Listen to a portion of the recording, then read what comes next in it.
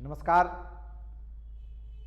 70वीं BPSC हेतु अभी हम लोग संकल्प सिविल सर्विसेज की ओर से टेस्ट सीरीज का डिस्कशन करवा रहे हैं।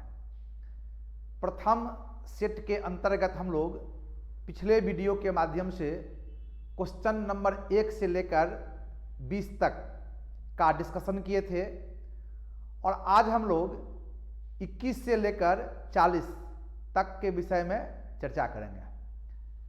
ध्यान से आप सुनेंगे, बड़ा उपयोगी आपके लिए होगा और 70वीं बीपीएससी की परीक्षा में इससे जुड़े हुए कई प्रश्न इसमें पूछे जाएंगे। तो सबसे पहले आते हैं हम लोग क्वेश्चन नंबर 21 और 21 क्वेश्चन में लिखा हुआ है कि निम्नलिखित ग्रंथों पर विचार कीजिए और उनको काल क्रमानुसार व्यवस्थित कीजिए। हम पहले ही बताए थे आपको पिछले वीडियो के माध्यम से इस प्रकार के प्रश्न पर अधिक फोकस करें, क्योंकि इस प्रकार के प्रश्न के माध्यम से कई प्रश्नों की तैयारी एक साथ आपकी हो जाती है। तो जहां तक सवाल है कि फतवा ए जहांदारी, ये ग्रंथ है मध्यकाल का और फतवा ए जहांदारी की रचना क्या था? बर्नी और फिरोज शाह तुगलक के समय इसकी रचना हुई थी। दूसरा ग्रंथ है पृथ्वीराज रासो और पृथ्वीराज रासो की रचना किया था चंदवरदाई ने और चंदवरदाई पृथ्वीराज चौहान के दरबारी कवि थे। तीसरा ग्रंथ है किताब उल हिंद और किताब उल हिंद की रचना अल-बरूनी के द्वारा किया गया था। अल-बरूनी और महमूद गजनबी के साथ अल-बरूनी भारत आया था और 11वीं शताब्दी ईस्वी में इन्होंने किताब उल हिंद या तारीख हिंद की रचना किया और इस ग्रंथ को कहते हैं हम लोग, यह 11वीं शताब्दी ईस्वी का भारत का दर्पण था।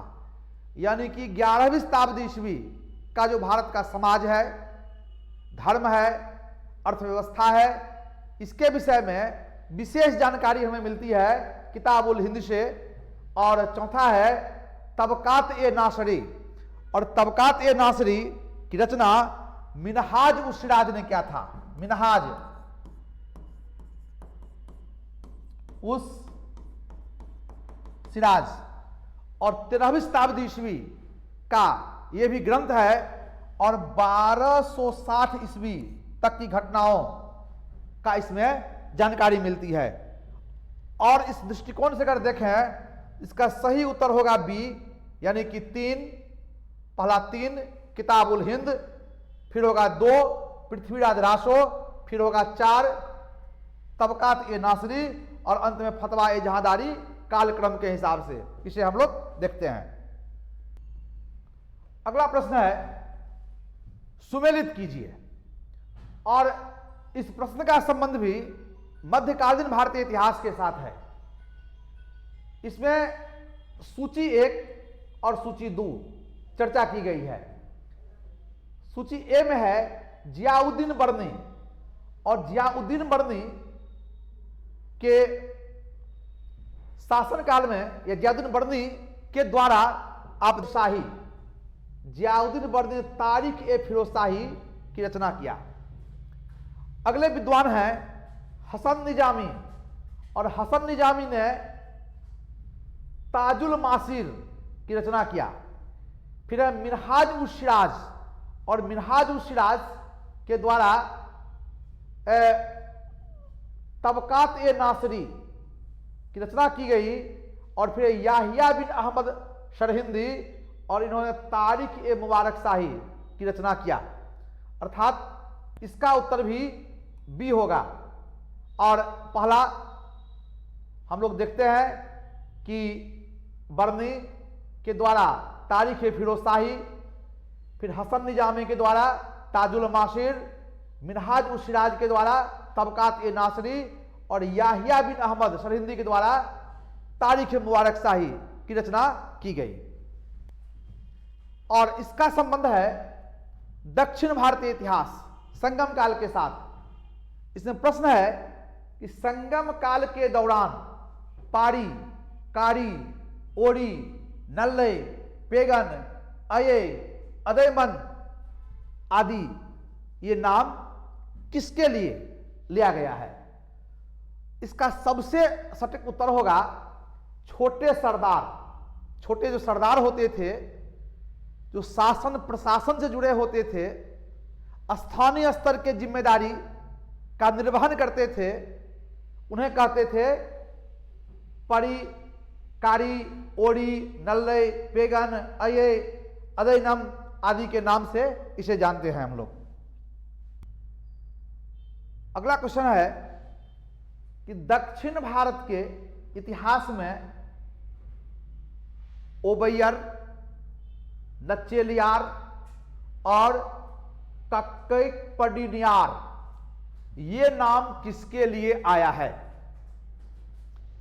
एक्चुअली ये तमाम तमिल नाम है और कठिन थोड़ा अवश्य है, लेकिन जानना जरूरी है।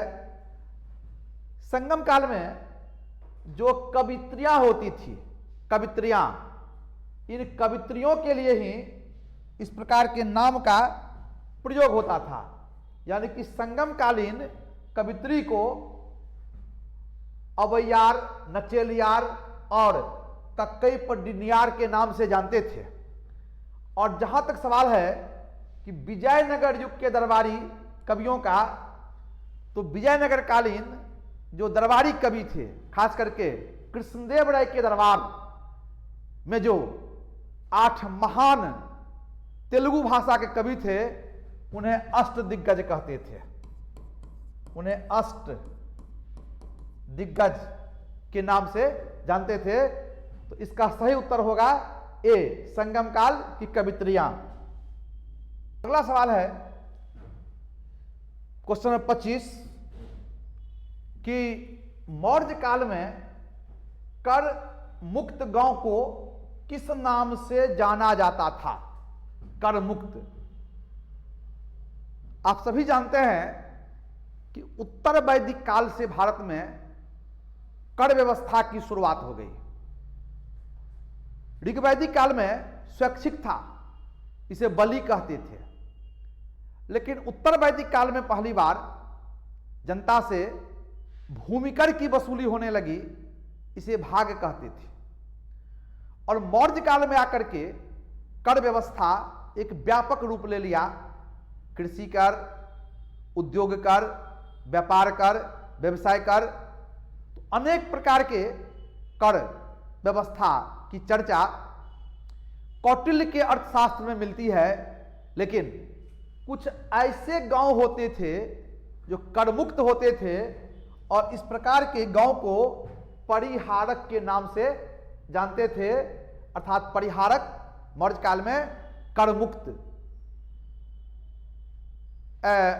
गांव होता था। और जहां तक सीता का संबंध है, तो सीता भूमि के लिए ये नाम आया है, और कहीं कहीं हल से जुती हुई रेखा को भी सीता के नाम से जानते हैं। अगला सवाल है कि उलगुलान विद्रोह के संदर्भ में निम्नलिखित कथाओं पर विचार कीजिए, कथनों पर विचार कीजिए। तो उलगुलान का मतलब होता है महान विद्रोह, और मुख्य रूप से बिरसा मुंडा के द्वारा जो आंदोलन किए गए 1895 से 1900 ईस्वी के बीच, उसे उलगुलान यानी कि महान विद्रोह कहते थे। इस प्रश्न का जो उत्तर दिया गया है, पहला दिया गया है, इस आंदोलन का नेतृत्व जनजातीय नेता सिद्धू और कान्हू ने 1899 से 1900 ईस्वी के दौरान किया। तो पूरी तरह से ये गलत हो गया, क्योंकि पहले हम बताए इसके नेता बिरसा मुंडा थे। और दूसरा है कि यह आंदोलन ठेकेदारों और सूदखोर महाजनों के विरुद्ध जनजातियों और जागीरदारों की सहायता से हुआ था। इस विद्रोह का संबंध है मुख्य रूप से दक्षिण भारत के साथ। आधुनिक काल में 19वीं शताब्दी ईस्वी में दक्षिण भारत में इस प्रकार के विद्रोह हुए थे जिसे दक्कन दंगा के नाम से जानते हैं, यानी कि यह भी गलत हुआ। और इस रूप में हम लोग इसका सही उत्तर देखेंगे ना 1 ना 2, यानी कि इसका डी सही उत्तर होगा। अगला प्रश्न है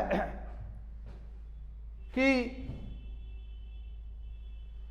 मानव के लिए एक धर्म, एक जाति और एक ईश्वर है, यानी कि मानव के लिए एक धर्म, एक जाति और एक ईश्वर है, यह कथन किसका है? इस प्रश्न का संबंध है 19वीं 20वीं शताब्दी ईस्वी के साथ। आजादी के समय का प्रश्न है यह। इस समय आप देखेंगे कि भारतीय समाज में जाति प्रथा बड़ी जोरों पर था और खास करके पिछड़ी जातियों के साथ, दलितों के साथ बड़ा भेदभाव होता था। इसीलिए दक्षिण भारत में एक व्यापक जातीय आंदोलन चला और इस आंदोलन के एक प्रमुख नेता थे नारायण गुरु।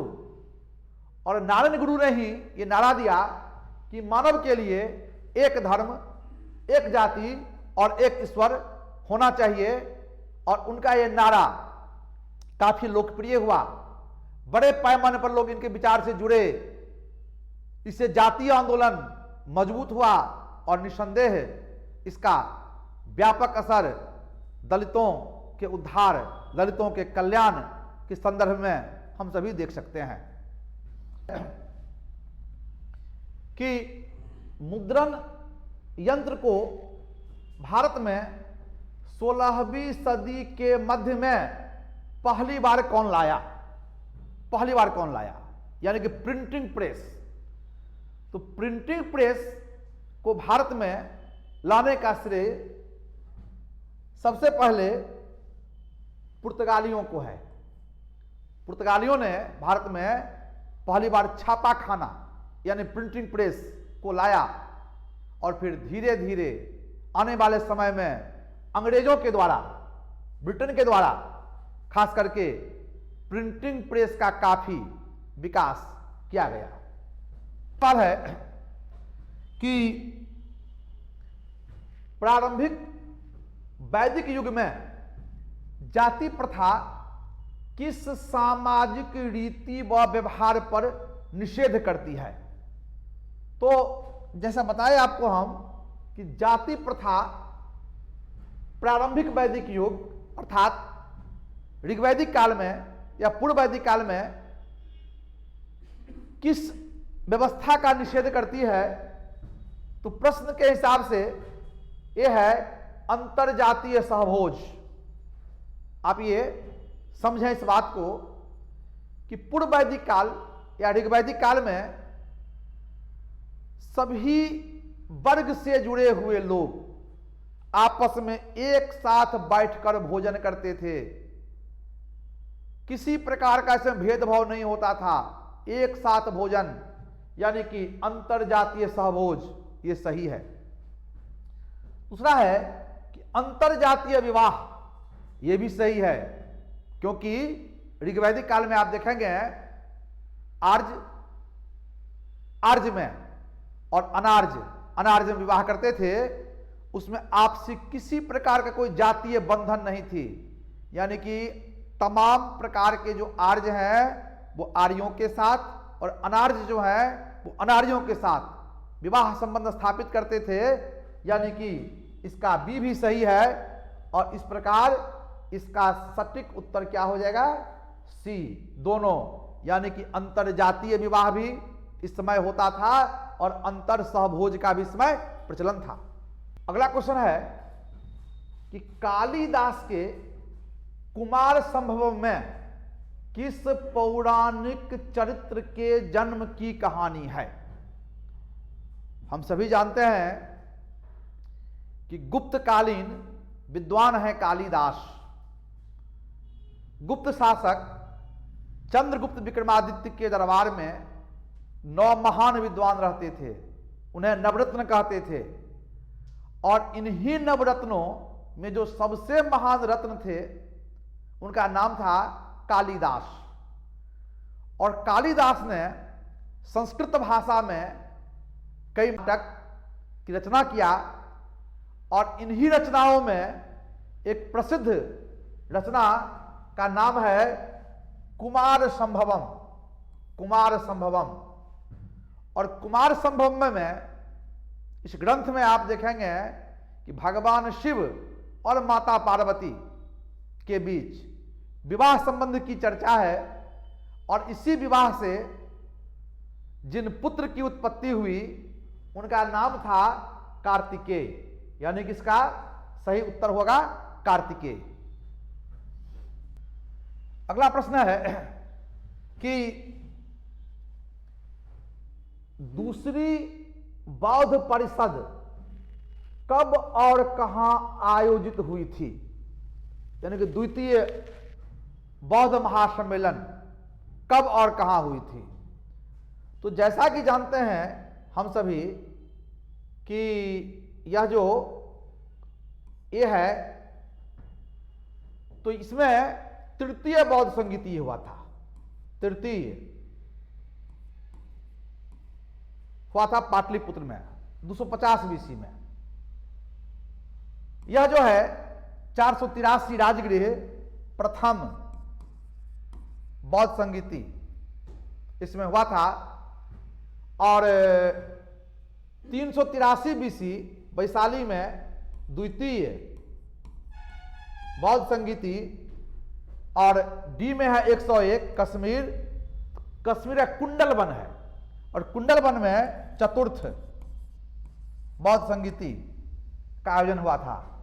यहां सवाल है कि दूसरी बौद्ध परिषद, इसका सही उत्तर हो जाएगा वैशाली 383 ईसा पूर्व।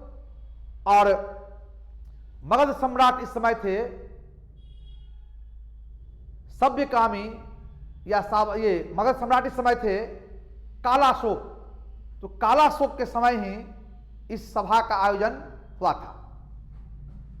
प्रश्न है कि वर्तमान पटना कॉलेज की इमारत निम्नलिखित में से किस यूरोपीय कंपनी की फैक्ट्री रह चुकी थी। हमारे लिए बड़ा महत्वपूर्ण ये प्रश्न है, इसलिए कि हमने अपना पढ़ाई भी किया है पटना कॉलेज से। हमारी पढ़ाई पटना कॉलेज से हुई है, और संयोग से कल 9 जनवरी को इसका स्थापना दिवस मनाया गया है। हम सभी जानते हैं कि पटना कॉलेज की स्थापना 9 जनवरी 1863 ईस्वी को हुआ था। और यह गर्व का विषय है कि पूरे भारत के आरंभिक 5 कॉलेज में एक पटना कॉलेज भी है। यह इसकी ऐतिहासिकता रही है। लेकिन पटना कॉलेज जब शिक्षा का केंद्र यहां बना, उससे पहले हम सभी इस बात को भली भांति जाने कि यह डच की इमारत थी, डच की कोठी थी, डच की फैक्ट्री थी, डच का गोदाम था। बाद में शिक्षा का यह महान केंद्र के रूप में भारतवर्ष में स्थापित हुआ। अगला प्रश्न है, सुमेलित कीजिए। सूची 1 में गवर्नर और सूची 2 संबंधित विषय दिया गया है। तो जहां तक सवाल है लॉर्ड मेयो, तो लॉर्ड मेयो के समय कृषि तथा व्यापार विभाग की स्थापना हुई। चार्ल्स मेटकाफ, सभी जानते हैं कि चार्ल्स मेटकाफ के समय में भारतीय प्रेस को स्वतंत्रता मिली, और इसीलिए चार्ल्स मेटकाफ को कहते हैं प्रेसों का मुक्तिदाता। विलियम बेंटिक के बाद ये भारत आया था सिर्फ 1 साल भारत के गवर्नर जनरल के रूप में रहे और सबसे बड़ी उपलब्धि भारतीय संदर्भ में कहा जाएगा कि प्रेस पर से तमाम प्रकार के प्रतिबंधों को इन्होंने हटा दिया और इसीलिए इन्हें प्रेस के मुक्तिदाता के नाम से जानते हैं। हालांकि इसका खामियाजा भुगतना पड़ा इन्हें शीघ्र इंग्लैंड वापस बुला लिया गया। सी में है विलियम बेंटिक, और विलियम बेंटिक एक महान सुधारवादी गवर्नर जनरल थे। और इस बात को भी आप जानें कि विलियम बेंटिक भारत के ब्रिटिश काल में, कंपनी के काल में संपूर्ण भारत के प्रथम गवर्नर जनरल थे और इनके समय में ठगी प्रथा का अंत हुआ। साथ में इस बात को भी जाने आप कि विलियम बेंटिक के काल में ही भारत में पहली बार सती प्रथा के खिलाफ कानून बनाए गए। राजा राम मोहन राय के सहयोग से बहुत बड़ी उपलब्धि थी। वर्षों से आ रही इस प्रकार की सामाजिक कुरीति जिसको न तो सम्राट अशोक खत्म कर पाए न अकबर समाप्त कर पाए, इसे विलियम बेंटिक ने राजा राम मोहन राय के सहयोग से 1829 ईस्वी में कानून बना करके इस कुप्रथा को समाप्त किया। और अगला है लॉर्ड डलहौजी, और लॉर्ड डलहौजी के शासनकाल में भारत में कई सुधार हुए। निसंदेह इसमें कोई दो मत नहीं कि लॉर्ड डलहौजी ने भारत में कंपनी राज्य का विस्तार बड़े पैमाने पर किया और कंपनी राज्य के विस्तार के लिए इन्होंने सभी प्रकार के हथकंडों को अपनाया। खास के गोद निषेध, कुशासन के आधार पर अधिकांश भारतीय राज्यों का विलय कंपनी शासन के अधीन कर लिया और इसी की परिणति आने वाले समय में 1857 के विद्रोह के रूप में दिखाया सकता है। लेकिन आप ये भी जाने कि लॉर्ड डलहौजी के जीवन का एक दूसरा पहलू भी था। लॉर्ड डलहौजी के काल में भारत में विभिन्न क्षेत्रों में कई सुधार हुए। इन्हीं के काल में भारत में पहला रेल चला, डाक और संचार व्यवस्था की स्थापना हुई, शिक्षा के क्षेत्र में वुड डिस्पैच आया जिसे कहते हैं हम लोग महाधिकार पत्र, मैग्ना कार्टा कहते हैं। तो डलहौजी के काल में डाक व्यवस्था की शुरुआत हुई। यानी कि इस प्रकार अगर हम देखें इसका सही उत्तर होगा 3, 4 फिर 1 और 2 यानी कि ए इसका सही उत्तर होगा। अगला प्रश्न है कि पंडित मदन मोहन मालवीय से जुड़ी हुई निम्नलिखित घटनाओं को प्रारंभिक काल से शुरू करके कालानुक्रमिक क्रम में व्यवस्थित कीजिए। बड़ा इंपॉर्टेंट ये सवाल है और इस सवाल का जो सही उत्तर होगा बता दें आपको कि बनारस हिंदू विश्वविद्यालय की स्थापना पंडित मदन मोहन मालवीय के द्वारा 1916 ईस्वी में किया गया। दूसरा है कांग्रेस नेशनलिस्ट पार्टी का गठन, और यह गठन 1934 ईस्वी में हुई। तीसरा है अंग्रेजी समाचार पत्र द लीडर, और इसका शुरुआत किया गया 1909 ईस्वी में। और चौथा है इलाहाबाद में हिंदू बोर्डिंग हाउस यानी छात्रावास था एक तरह से, और 1901।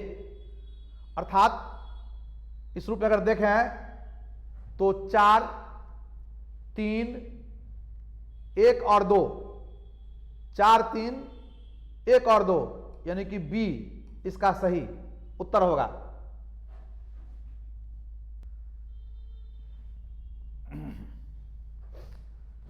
प्यार करते हैं आप लोगों की उम्र के लोग, हम लोग प्यार कहाँ करते हैं, हम तो अपने तरीका से हर एक चीज को देखते हैं। अगला प्रश्न है, भारत सरकार अधिनियम 1935 के बारे में निम्नलिखित में से कौन सा कथन सही है? देखिए, पहला इसमें दिया गया है कि यह गोलमेज सम्मेलन का परिणाम था, यानी कि राउंड टेबल कॉन्फ्रेंस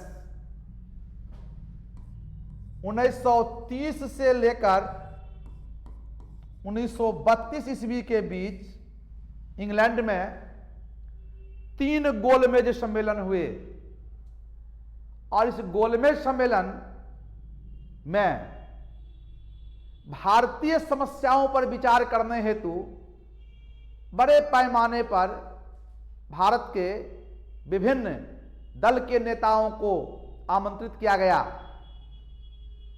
कांग्रेस सिर्फ द्वितीय गोलमेज सम्मेलन में भाग लिया, जिसका नेतृत्व महात्मा गांधी ने किया, जबकि बाबा साहब भीमराव अंबेडकर तीनों गोलमेज सम्मेलन में भाग लिए।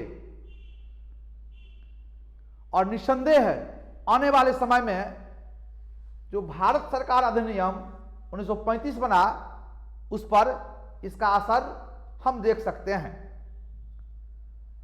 बी में है, इसमें एक अखिल भारतीय महासंघ की स्थापना का प्रावधान किया गया। बिल्कुल सही है, यह भी सही है, यह भी सही है।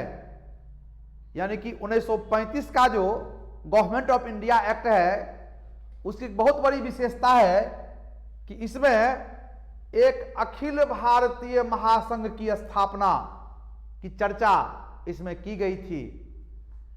सी में है कि इसने भारत सरकार पर राज्य सचिव के अधिकार को बरकरार रखा। ये गलत है, सही नहीं है। और इसमें डी है कि इनसे अंतिम प्रांतीय स्वायत्तता की शुरुआत की गई।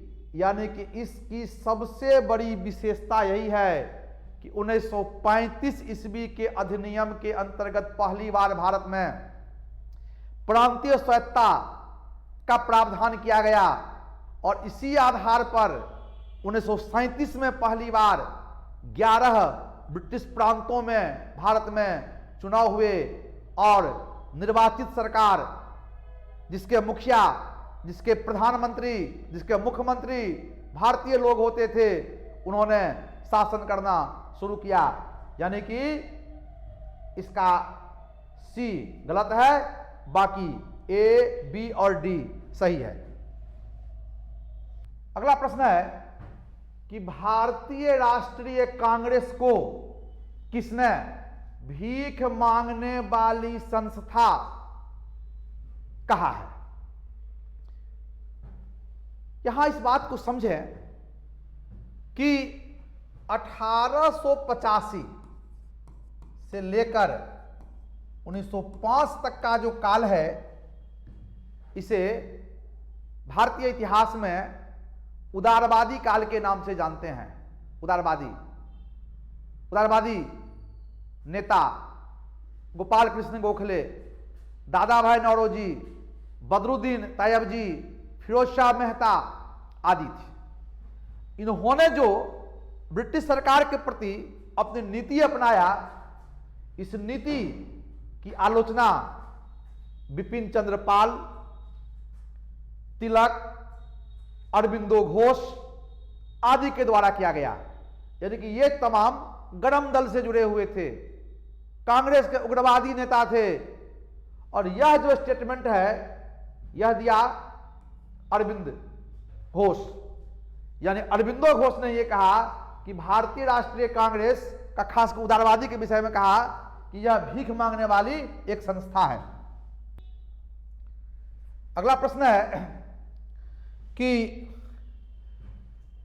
सुमेलित कीजिए सूची 1 और सूची 2।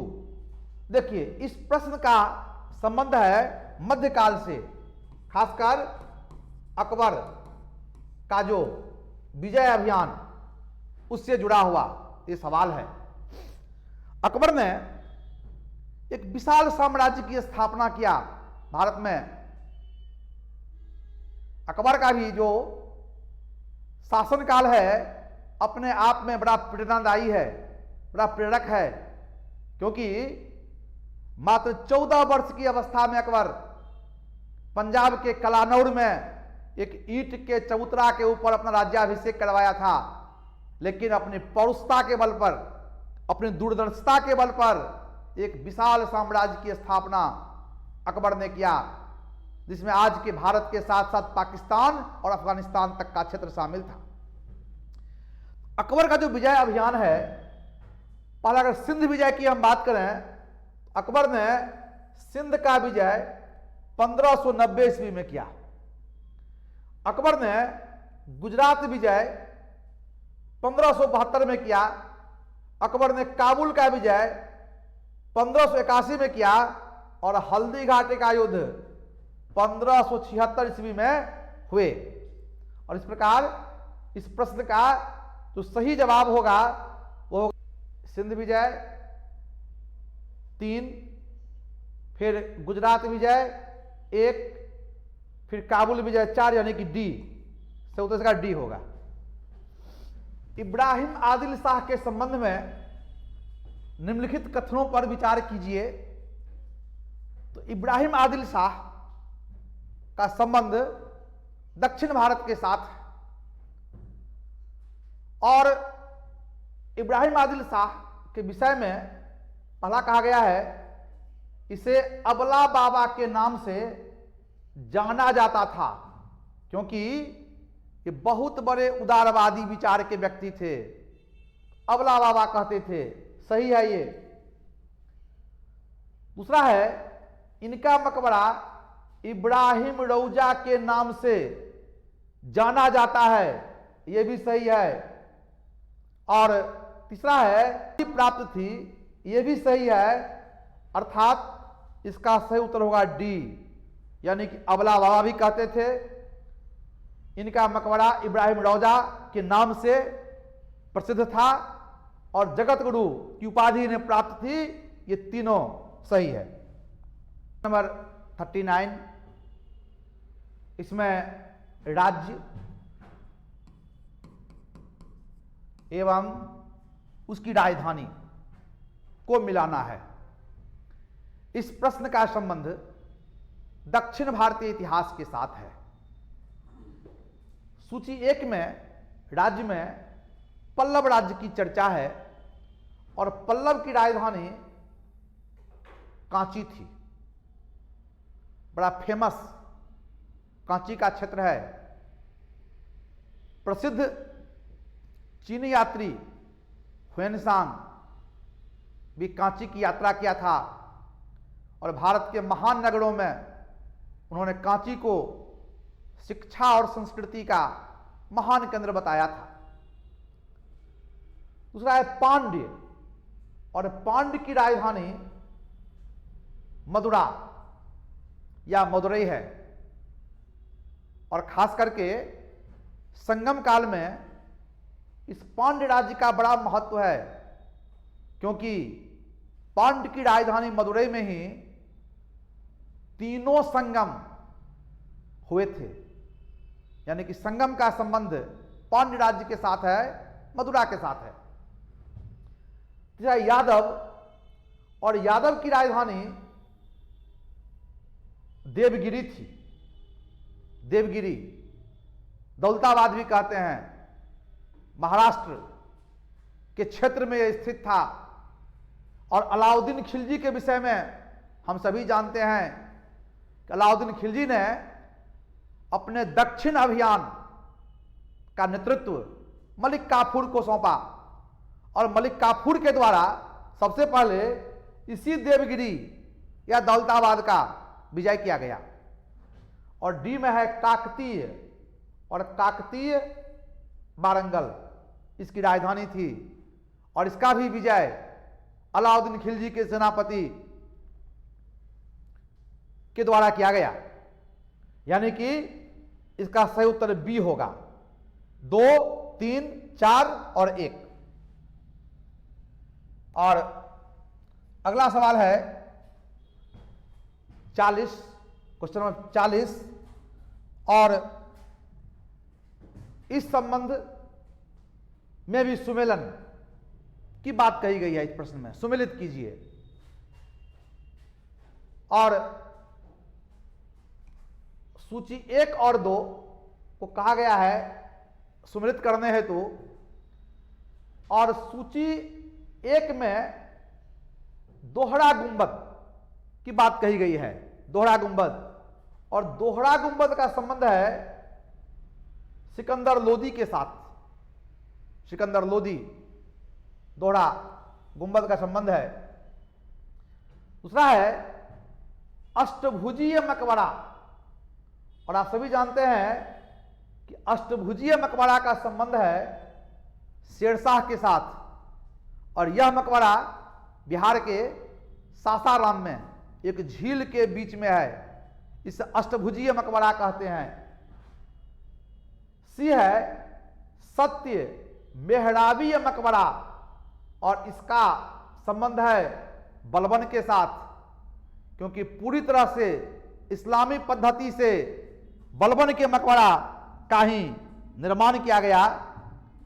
और चौथा है गोल गुंबद, और गोल गुंबद का संबंध है मोहम्मद आदिल शाह के। इसका सही उत्तर होगा 4, फिर 1, फिर 3 और 2 इसका सही उत्तर होगा। तो इस प्रकार से हम लोग आज इतिहास का जो खंड है 70वीं बीपीएससी का सेट प्रथम का, उसका क्वेश्चन नंबर 21 से लेकर 40 तक चर्चा किए। विस्तार से हम बताने की कोशिश किए, ताकि इस प्रश्न के साथ साथ इससे संबंधित और जो विषय वस्तु है इससे आप लाभान्वित हो सकें, ताकि 70वीं बीपीएससी में इस टॉपिक से जुड़े हुए प्रश्न को हल करने में आपको किसी प्रकार की कठिनाई ना हो। और इसका पहला जो सीरीज था क्वेश्चन नंबर 1 से लेकर 20 तक, इसका अलग वीडियो आप तक पहुंचाया गया है, आप उसे भी देखें। इस प्रश्न का भी आप गहराई से अध्ययन करें। और निस्संदेह आपको विश्वास दिलाते हैं कि अभी से लेकर के 70वीं बीपीएससी परीक्षा के पूर्व हम जिन प्रश्नों का डिस्कशन करेंगे, जिसकी चर्चा हम करेंगे, अपनी संस्थान जो हम टेस्ट लेंगे, उसका अधिक से अधिक सवाल आपको वहां लाभ पहुंचाएगा। धन्यवाद।